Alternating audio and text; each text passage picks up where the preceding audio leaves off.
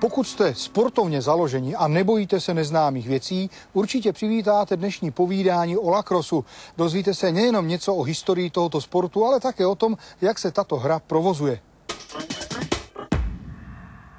Terezo, prosím vás, co to je vlastně lacrosse? Lacrosse je hlavně kolektivní hra. Hraje 5 hráčů plus brankář v poli. Jedná se o hru, která je původem od indiánů. A od poloviny 19. století se lacrosse postupně přes americký kontinent dostal až do Evropy. S drobnými úpravami u nás domácněl a hraje se pod názvem český lacrosse. Terezo, když budu chtít hrát lacrosse, tak si musím pořídit asi především tady tu plácačku, nebo jak se to jmenuje? Nazývá se to lacroska. Samozřejmě tu teda k tomu jako rozhodně bezpodmínečně potřebujete. A to se prodává, nebo si to musím vyrobit, nebo co to? Dříve z dřívějších dob, tak si každý vyráběl svou lacrosku sám, ale teď už se to vyrábí a dá se koupit za 250 korun. Co ještě k tomu potřebuji? K lacrosse potřebujeme hlavně tenisák. Obyčejný klasický tenisák na tenis. Jasně, a nějaké sportovní oblečení a boty. Kopačky, to je zhruba, já nevím, řekněme 800 korun, 250 korun ta lacroska. A tenisák, 20. Tepláky. Může stát ten tenis.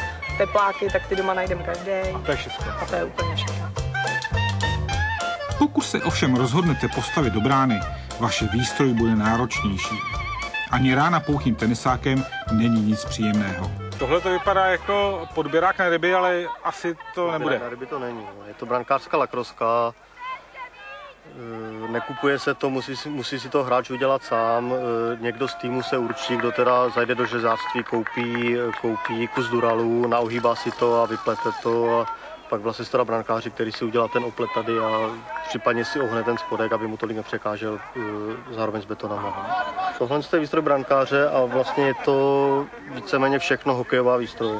Tohle to je chránič krku, protože ta vesta nechrání tak dobře krk, takže to je ještě pod vestou, když dostanete těsně pod masku, abyste nedostal do ohrysku, protože to je docela nepříjemné. Kolik to stojí? Tohle je brankářský od opusu a stojí asi 600 nebo 7. 600 korun, fajn. Tohle je suspenzor, to jsem poznal. To je brankářský a stojí asi 800. K tomu jsou potřeba ještě rukavice asi za 900 korun, lapačka za 4000, brankářská vesta v ceně kolem 4500 korun a betony. Stačí na hokejbal. Ty se dají pořídit i starší, stejně tak hokejové kalhoty a přilba s košem. Celkem vás výstroj brankáře může vyjít na 18 000 korun. Mám tady 14letou slečnu, tak je to ideální věk nebo už je pozdě? Protože na některé sporty je to pozdě ve 14 letech. Chápu, na některé sporty jo, ale na lacrosse to pozdě určitě není. Myslím si, že lacrosse se dá začít hrát i v každém věku, pokud člověk má chuť něco dělat a chce se něco nového naučit. U nás vlastně ten lacrosse není hlavní náplní činnosti a hrajou to vlastně malí kluci už od první třídy. Jo, a jak to hrajou, dobře nebo? No, vždycky tak od té první do třetí ještě je problémy s tou technikou. Že dobře, přece jenom ta hra je spíš technická, než silová takhle, takže se učí tu techniku, no a o takový třetí třídu už jim to opravdu jde některým. No. Lacrosse je sport, který je zátěží hlavně na klouby. To znamená, že je nutné, aby při tom lacrossu jste myslel na to, jak ty klouby posílit, eventuálně co vám hrozí při prudké změně pohybu, při sklouznutí venku a co se může stát. Tam se bohužel často trhají vazy, kolena, ne už tak kotníky, ale také se to může stát a pochopitelně při neopatrném pohybu jsou problémy s horními končetinami, hlavně loket, zápěstí, protože i to je zátěž při tomhletom sportu.